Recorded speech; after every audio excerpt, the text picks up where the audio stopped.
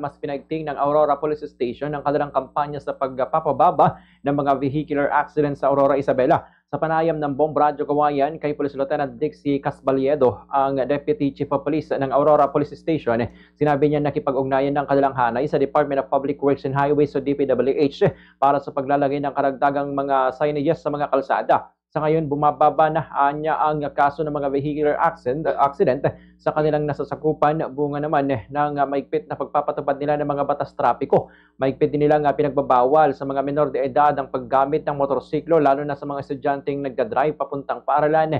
Dahil dito, bumibisita ang mga pulis sa mga paaralan upang mabigyan ng sapat na kaalaman ang mga estudyante at mga magulang hinggil sa panganib ng pagmamaneho ng walang safety gear at kaukulang dokumento. Samantala, binigyang diin ni Police Lieutenant Casbaliedo na nakaalerto ang kanilang hanay 24/7, kaya kahit sa gabi ay nakabantay ang kanilang mga personnel sa mga strategic areas upang mapanatili ang kapayapaan sa bayan ng Aurora. Bumibisita rin sila sa mga establishmento, lalo na sa mga bangko, upang maiwasan ang posibleng pag-atake ng mga kawatan. Ganitong bahagi ng pahayag ni Police Lieutenant Dixie Casbaliedo.